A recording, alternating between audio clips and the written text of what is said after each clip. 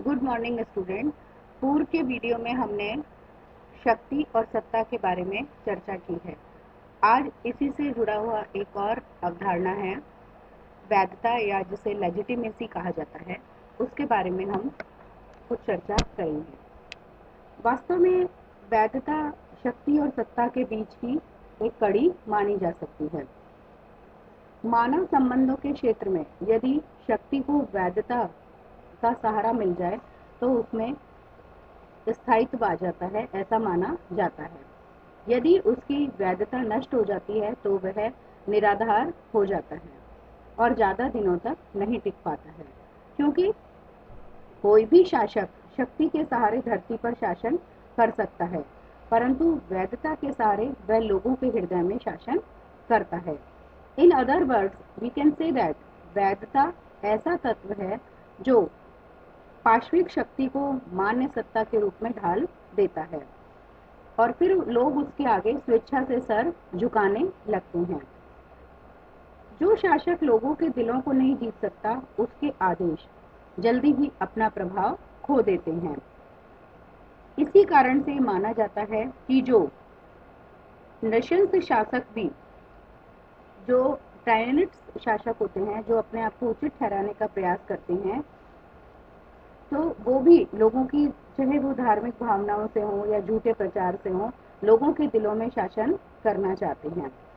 इस संबंध में हम बात करेंगे जैसे प्राचीन यूनानी दार्शनिक प्लेटो ने अपने आदर्श राज्य की कल्पना के अंतर्गत फिलोसफर किंग को संपूर्ण सत्ता सौंपने का विचार प्रस्तुत किया था, परंतु समाज के अन्य वर्ग उनकी सर्वोच्च सत्ता को चुनौती देने को तत्पर नहीं हो जाए, इसके लिए प्लेटो ने उदात्त झूठ के प्रचार यानी कि प्रोपेगेशन ऑफ द नोबल लाई का सुझाव दिया था। अर्थात इसका अर्थ ये होता है कि लोगों को ये विश्वास दिलाया था कि उन्हें एक ही ईश्वर ने बनाया है, परंतु कुछ लोग स्वर्ण से बने हैं, कुछ रजत से, कुछ चांदी से बने हैं और कुछ लोग पीतल या लोहे के बने हैं। तो इसका अर्थ ये था कि उनकी जो ये प्रस्तावित शासन प्रणाली थी, उन्होंने 3 भागों में अपनी शासन प्रणाली को बांटा था कि दार्शनिक राजा है, संरक्षित वर्ग है और उत्पादित वर्ग है। तो इस तरह से उन्होंने लोगों के मन में ये जगह बना दी थी कि कुछ लोग सोने के बने हुए हैं, कुछ चांदी के और कुछ लोहे के हैं, इसलिए उनके लिए अलग अलग कार्य करना ही उचित है। आधुनिक युग में जॉन लॉक से पहले राजपथ की जो दैवीय उत्पत्ति के सिद्धांत को भी राज्य की वैधता का आधार माना गया था। लॉक ने इस सिद्धांत का खंडन करते हुए लोगों की सहमति को राज्य की वैधता का आधार बनाया। रूसो के अनुसार कि लोकप्रिय प्रभुसत्ता के विचार को राज्य की वैधता का आधार बनाकर लोकतंत्र की भावना को बढ़ावा दिया। आज की लोकतांत्रिक प्रणालियों में जनता की सहभागिता को राज्य की वैधता का प्रमाण माना जाता है। वैधता के बारे में हम चर्चा कर रहे हैं। वैधता शब्द अंग्रेजी भाषा के शब्द लेजिटिमेसी का हिंदी ट्रांसलेशन है। अंग्रेजी भाषा का शब्द लेजिटिमेसी की उत्पत्ति लैटिन भाषा के शब्द लेजिटिमस से हुई है। मध्यकाल में इसे लेजिटिमिटास कहा जाता था। धीरे धीरे ये शब्द अंग्रेजी भाषा में लॉफुल अथवा लेजिटिम शब्द के साथ में संवैधानिक नियमों परंपराओं की क्रियान्विति के रूप में समझा जाने लगा। वास्तव में लेजिटिमेसी शब्द का सामान्य अर्थ है कानून की दृष्टि में औचित्यपूर्ण होना। तो इस तरह से राजनीति विज्ञान की एक अवधारणा के रूप में लेजिटिमेसी का संबंध मात्र कानून से नहीं है, वरना अपितु शासन एवं शासित के ऐसे मूल्यों तथा विश्वास से भी है जो शासन को न्याय संगत बनाते हैं। जैसा अभी हमने प्लेटो के बारे में आपको बताया, जॉन लॉक के बारे में बताया, रूसो के बारे में बताया। इसी विचारधारा को आगे बढ़ाते हुए कि किसी नियम या कानून की जो वैधता होती है वो उसकी सामाजिक स्वीकृति का संकेत देती है। मतलब जिस नियम या कानून को सोशल एक्सेप्टेंस मिल जाती है, तो वह क्या होता है कि वो कानून बन जाता है। जैसे किसी संस्था या शासन प्रणाली की वैधता तभी सिद्ध होती है जब लोग उसे मन से स्वीकार कर लेते हैं। एसएम लिपसेट ने अपनी जो चर्चित बुक थी political man the social basis of politics, यानी कि राजनीतिक मानव, राजनीति का सामाजिक अधिकार, 1959 में उन्होंने ये तर्क दिया था कि किसी राजनीतिक प्रणाली की वैधता लोगों के मन में यह विश्वास पैदा करने और कायम करने का ये संकेत देती है कि वर्तमान राजनीतिक संस्थाएं समाज के लिए सर्वथा उपयुक्त हैं। तो वैधता जो होती है वो क्या होती है कि ये बताती है कि जो वर्तमान संस्थाएं हैं वो कितनी उपयुक्त हैं, कितना उनके लोगों के लिए वो लाभदायक हैं। जैसे कुछ हम यहाँ पर परिभाषाओं की चर्चा करेंगे। इसमें जैसे ये माना जाता है कि एक राजनीतिक व्यवस्था के सामान्य लोगों का यह विश्वास होता है कि सत्ताधारक की सत्ता तथा उसका प्रयोग सामान्य स्वीकृत नियमों तथा क्रियाविधियों पर आधारित होता है। एसएम लिपसेट के अनुसार वैधता औचित्यपूर्णता का अभिप्राय है, व्यवस्था की उस योग्यता और क्षमता से है जिसके द्वारा यह विश्वास उत्पन्न किया और रखा जाता है कि प्रचलित राजनीतिक संस्थाएं समाज के लिए सर्वाधिक उचित हैं। कॉल जे फेडरिक के अनुसार औचित्यपूर्णता कानूनों और शासकों के न्याय संगत होने का ऐसा प्रतीक है जो उनकी सत्ता में वृद्धि करता है। रॉबर्ट ए डहल के अनुसार यदि सरकार में अवस्थित पदाधिकारियों के कार्य, उनकी दशा में उनकी क्रियाएं, प्रतिक्रियाएं, निर्णय नीतियों, व्यक्ति एवं संस्थाओं के शासित मूल्यों के अनुरूप हों तो ऐसी सरकार को औचित्य के आधार पर सरकार कहेंगे अथवा नहीं कहेंगे। इस तरह से इन परिभाषाओं के आधार पर यह स्पष्ट हो जाता है कि जन समर्थन के अभाव में सरकार की वैधानिकता सिद्ध करने की जरूरत होती है, अदरवाइज लंबे समय तक शासन नहीं चलाया जा सकता है। क्योंकि अगर किसी भी सत्ता में लोगों ने अपना विश्वास नहीं दिया है तो वह बहुत अधिक समय तक वो सत्ता नहीं चल पाएगी। तो जैसे हम चर्चा करें कि लोकतंत्र और अधिनायक तंत्र में अंतर करने के लिए ये तर्क दिया जाता है कि लोकतंत्र का प्रधान लक्षण तो वैधता है, मतलब इससे जन समर्थित सरकार है, जबकि अधिनायक तंत्र मुख्यतः शक्ति या बल प्रयोग के सहारे टिका होता है। लोकतंत्र के अस्तित्व के लिए उसे नागरिकों के बहुमत का समर्थन प्राप्त होना चाहिए, लेकिन अधिनायक तंत्र में वैधता के महत्व को स्वीकार किया जाता है। जैसे बड़े बड़े अधिनायक भी लोगों के रीति रिवाज और मान्यताओं का आदर करने को तत्पर होते हैं। जैसे चीन के सम्राट और रूस के जार भी लोगों के रीति रिवाज की कद्र करते थे। इसी तरह से जो सर्वाधिकारवादी प्रणालियों में शासन की वैधता को चुनौती देने वालों को कुचल दिया जाता था।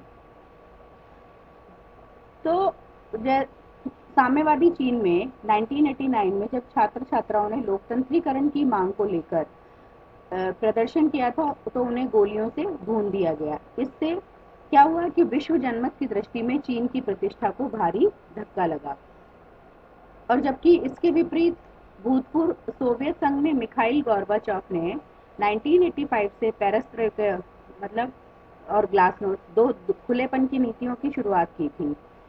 तो इसमें लोगों को शासन के विरुद्ध आवाज उठाने की आजादी मिल गई और शासन के बदल डालने का रास्ता खुल गया। तो इस तरह से ये माना जाता है कि अगर जनता रिवोल्ट करती है तो वो वैधता नहीं होती है। कोई भी शासन प्रणाली ये माना जाता है कि जनता की दृष्टि में 100% वैध नहीं होती। किसी शासन के सारे आदेश वैध नहीं होते हैं। कोई आदेश कुछ समय के लिए वैध नहीं होता, कोई किसी समय के लिए, और हमेशा के लिए कोई शासन कोई आदेश वैध नहीं होता है। क्योंकि हम सभी जानते हैं कि जो औचित्यपूर्णता की कुछ विशेषताएं हैं, जैसे जन सहमति है, विश्वास विकसित करने की व्यवस्था है, प्रभावशीलता है, वैधता मूल्यों से संबंधित होती है, वैधता शक्ति को सत्ता बनाती है। तो इस तरह से जो वैधता के बारे में जो तर्क दिए जाते हैं वो ये हैं कि कुछ लोग शासन के प्रति उदासीन होते हैं, कुछ असहमत होते हैं, कुछ विद्रोह पर उतारू हो जाते हैं। तो इस तरह से साधारण शब्दों में ये कहा जा सकता है कि बहुमत के समर्थन को वैधता की कसौटी माना जाता है। जैसे डेविड ईस्टन ने अपनी book A system analysis of political life में लिखा था कि किसी राजनीतिक प्रणाली को कितना समर्थन प्राप्त है, इस बात का पता लगाने के लिए ये देखना चाहिए कि उसके अंतर्गत कानून के उल्लंघन की कितनी घटनाएं होती हैं, जैसे कि उसमें हिंसा कहाँ तक है, असहमति के आंदोलन का आकार कितना बड़ा है और सुरक्षा की व्यवस्था पर कितना धन खर्च किया जाता है। तो किसी भी व्यवस्था की वैधता को मापने के लिए सही सही सूचकांक तैयार करना मुश्किल है, परंतु इन सूचकांकों के आधार पर कि भाई वहाँ पर हिंसा की गतिविधियाँ कितनी होती हैं, लोग कितने खुश हैं, लोगों में वोट देने की टेंडेंसी क्या है, वोटिंग प्रतिशत क्या है, राजनीति में सहभागिता क्या है, तो इनके द्वारा हम किसी भी शासन प्रणाली में वैधता का आकलन किया जा सकता है। अलग अलग शासन प्रणालियों में अलग अलग वैधता का आकलन होता है। जैसे कि किसी भी प्रणाली के अंतर्गत हम ये मानते हैं कि अगर जिस देश के पत्रकार, बुद्धिजीवी और न्यायाधीश सतर्क और सचरित्र हो, वहाँ राजनीतिज्ञों और अधिकार तंत्र के भ्रष्टाचार पर नियंत्रण की संभावना रहती है, जिससे राजनीतिक प्रणाली की वैधता पर आंच नहीं आती है। एक और चीज यहाँ पर मैं बताना चाहूंगी कि 1980 और 90 के दशक के दौरान नेशन स्टेट की वैधता को अनेक चुनौतियों का सामना करना पड़ा। राष्ट्रीय राज्य के इस कंसेप्ट को अनेक चुनौतियों का सामना करना पड़ा। तो जैसे इसमें क्या था कि ये चुनौतियां ऐसे समूहों की ओर से प्रस्तुत की गई थी, जैसे कि जो राष्ट्र राज्य की भू क्षेत्रीय सीमाओं की वैधता को स्वीकार नहीं करते थे। तो उनमें क्या हुआ था कि भिन्न भिन्न राष्ट्र जातियों के लोग एक ही राष्ट्र राज्य की छत्र छाया में रहने को तैयार नहीं थे।